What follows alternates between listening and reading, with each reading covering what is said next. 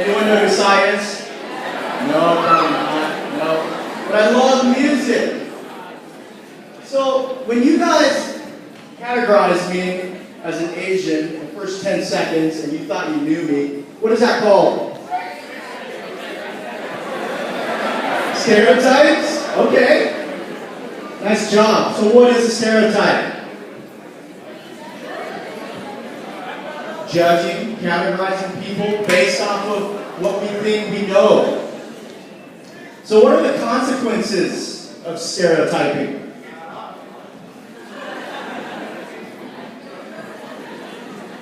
I like the involvement where you guys are answering it so your neighbors can hear you talking.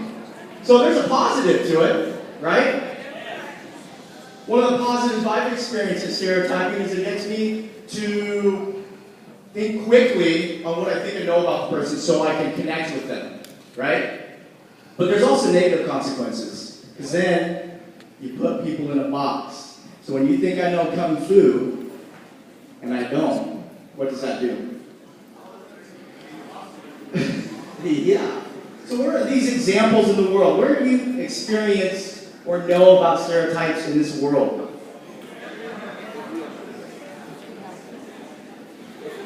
How about from over here? Stereotypes in the world, throw them out. Yeah? Okay, gotcha. I'm going to cross the border. What are examples of toughness? Gangsters, pregnancy. Okay? Right? Are these stereotypes true for everyone? Would you like to be categorized in all of those? No, neither do I. So I offer to all of you in this school, where are their stereotypes? What's the stereotypes of a freshman?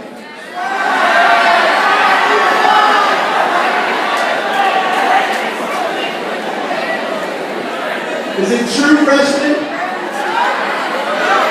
No! Come on! That's a stereotype of a senior.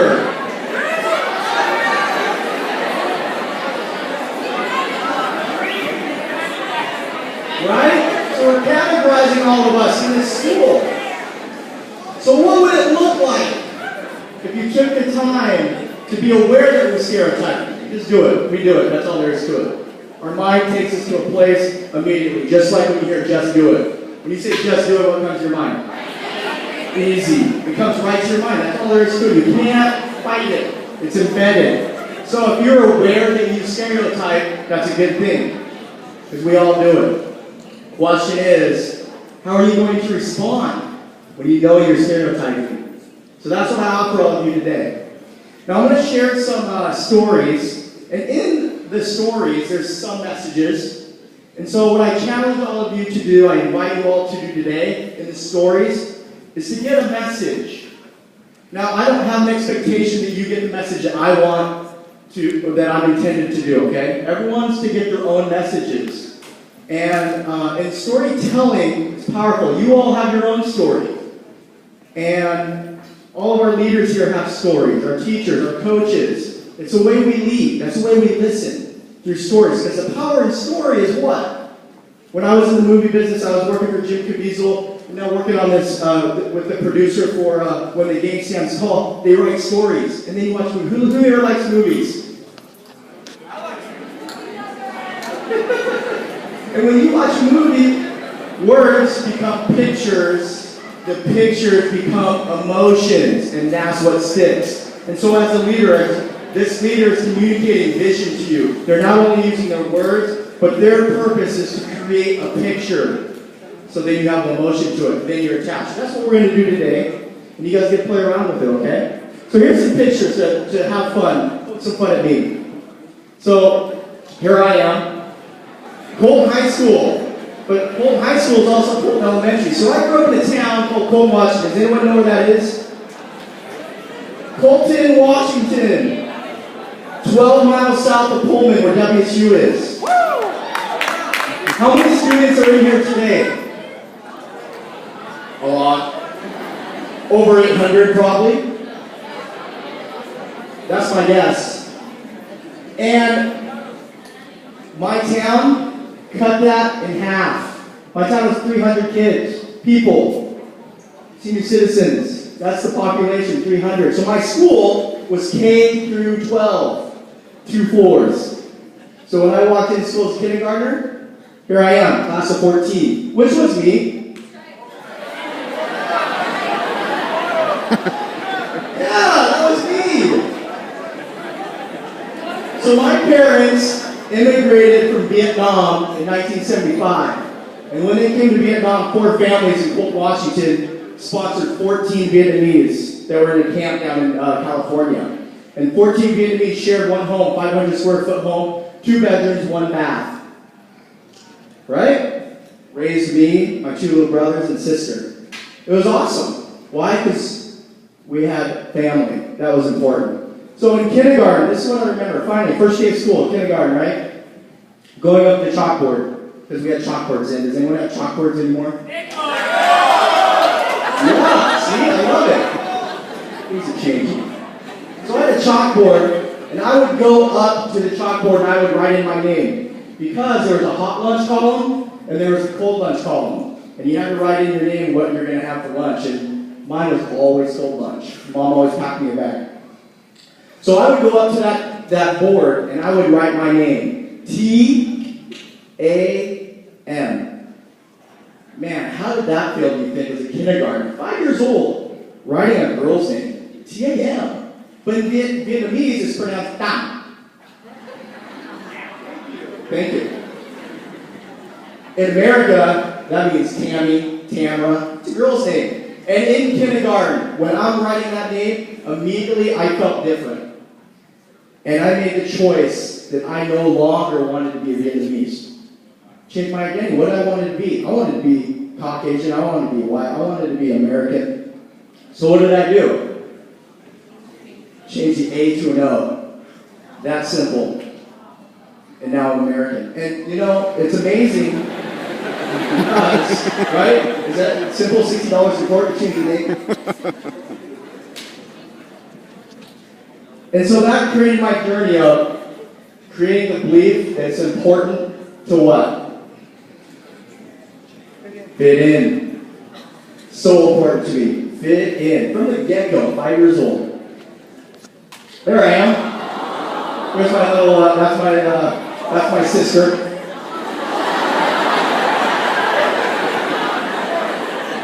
So, what happened here? These were hand-me-downs from my aunt, I learned when I looked at this picture. And funny story, when I was in college, I was talking to my girlfriend, Emily, back then. And on the commercial, there was a girl wearing jeans with no pockets in the back. I said, hey, I had those when I was growing up. She goes, those are for girls. Oh, okay. So I had hand-me-downs all the way through junior high. Thank you. There it is. You see the snaggletooth? Long hair. You know what I was doing? I was covering up a mole on my forehead. That's how conscious I was. So then, when I removed the mole, of course, right? So to fit in, had surgery, removed the mole. What was that? Real attractive.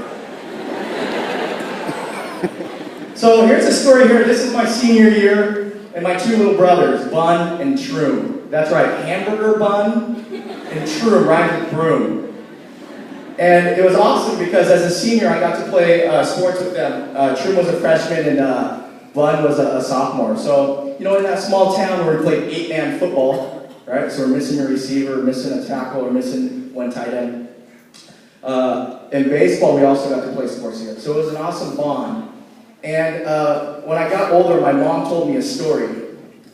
And the story is that my name. And when you say Tam, Bun, Troom together, she said, you know what that means, Tom? I said, no, not even close. It means peace on earth. How awesome is that? They put together a poem, the names of their children, Tam, Bun, Troom, peace on earth. And then she said, hey, do you know what Tom, Bun, Troom means now? I was like, what? She said, shrimp on earth. And that's what I get. Now when I look back, that's what I get for playing small ball. Be a little shrimp, right? Change my name from Peace to Shrimp. Here I am, look at this, football star, never played. Only guy on the football squad that wore a red jersey at practice. Means you can't get tackled. I was the only player in Colton history to not play defense. I've only played one side. When you play 8-man football, you gotta play both sides, right?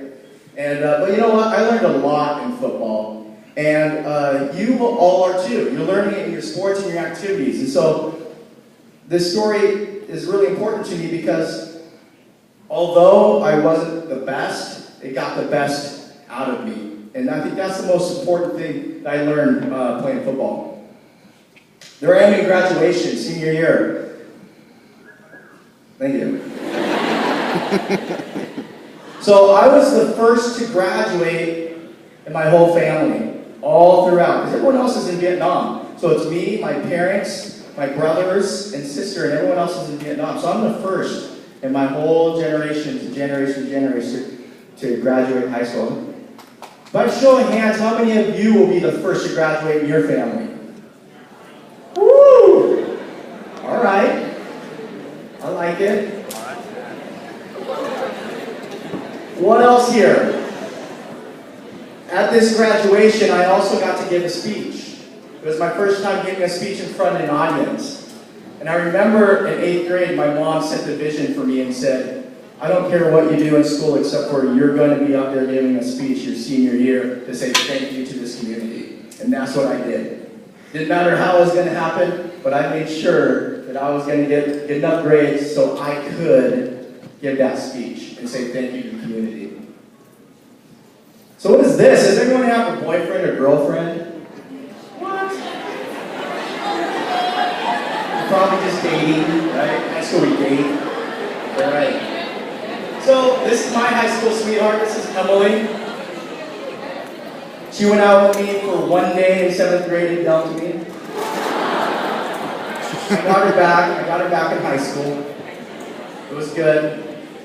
And you know, I'm reminded of a time when I was 16 years old. She got her license, I had mine, and we were in Colton, Washington, and we were bored, so what better thing to do but go get movies at Blockbuster that doesn't exist anymore, right?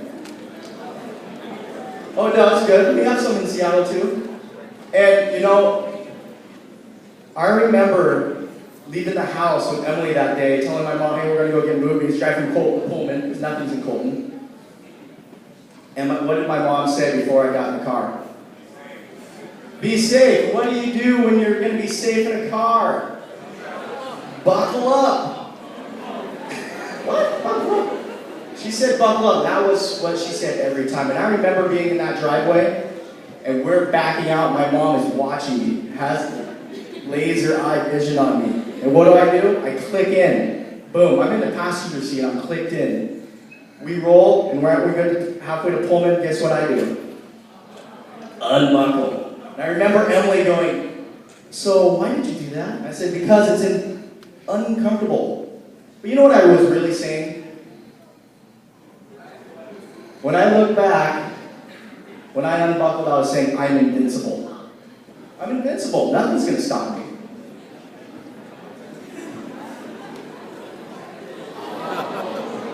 16 years old, flew through a windshield 60 miles an hour. Two friends in the back went out the back. Semi coming at us, one flew over the semi. We all survived. That day changed my life, but I didn't even know it. Why? Because I was in the intensive care unit, helicoptered from the accident to Spokane in critical conditions. And my mom and dad get a phone call saying, your son is dead. As they're driving up, my brothers and sister had this feeling of, I lost my brother. And so they're driving up to the hospital, and my parents walk into the hospital, and they see the chaplain, right? The priest. And so they already know there's some bad news. And I'm told this, right? Because I'm not conscious. I'm told that my mom looked immediately at my dad and said, let's celebrate his life, because he lived a good one. as a mother, how do you even have the mind to focus on celebration? Yet that was her way. It allowed me, when I heard that story, that I can look at life and death in a new way. How can we celebrate? It was a miracle. After one day, I broke out of my unconsciousness. And when I woke up, I was speaking Spanish. My mom looked at the nurse and says, "What did he just say?" And the nurse said, "Your son just asked for the newspaper in Spanish." And she said, "How long is he going to be like this?" Brain damage, broken jaw, messed up shoulder, and so in the intensive brain care unit, they told my mom I could be in there for years. Okay? Well, 2 weeks later, this person came back into my life.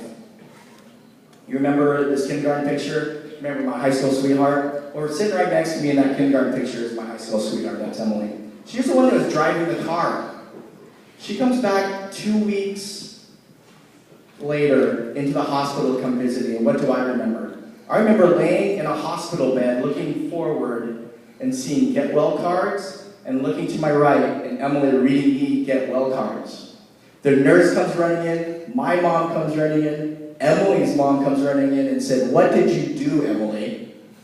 And all of them said, I don't know, I just wrote get well cards. And they discharged me the next day. Amazing what happened that day. I don't know, at that time I had no clue what brought me back and what was it in Emily that brought me back. But you know what? I had a new perspective in life. And it was about family.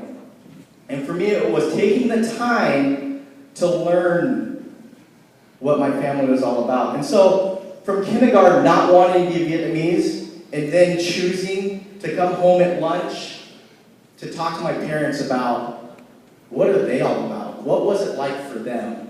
And so, I got to learn from my dad that when he was 15, when he came over to America in 1975, he was on the beach. And on the beach, there was a Navy ship out in the water, miles out.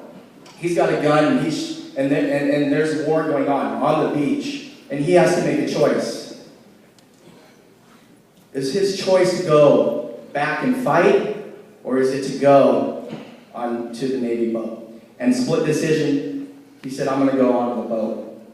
And so what he did is he took an inner tube from a Jeep tire, because he wasn't a good swimmer, took the inner tube out and he floated out to the boat to get on. And he said when he got on that boat, he made it. When he got on the boat, he looked out and all he could see were heads in the water, trying to get on that boat, and the boat took off. So they left behind a lot of people. But age 15, he left out of 13 siblings, him being the oldest, left all of them, left all of mom and dad, left everyone, because he was looking for a greater opportunity. And then I learned about my mom. I learned about my mom, how when she was 13 years old, she was given to her aunt and uncle for adoption because her parents couldn't afford to have her, and had a very rough life. Had an uncle that abused her, was an alcoholic, and so she ran away. And when she was a runaway, she became a nanny for her family. And when she was nannying this family in 1975, when the war was going on, that family escaped, and they took my mom with her. And they get to this chain link fence, and they had to get across because there's an airport over there. And in order to get there, she had a spoon, and she had to dig, and she dug and dug and dug until they all could crawl underneath and get to the other side. And the second piece, to get onto the plane, they all had to have a birth certificate. Well, she didn't have one. She's 13, 14 years old. And so everyone had a birth certificate to get on the plane except for my mom. And when they get up to my mom, they say, "Where's your birth certificate?" And the lady in the front says, "It's right here." Pulled one out of her purse because that woman's sister did not show up, and gave it to my mom. Now that's a cool story, right? That's the name my mom still uses here in America. And when I hear those two stories, those are just small stories, right? Out of their whole life of getting here to America for freedom, for opportunity. What did you hear?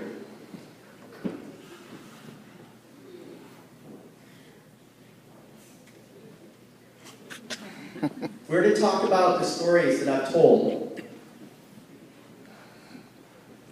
I invite you to talk to someone right next to you. And all the stories that I've told, what came across in the stories? What were some of the messages?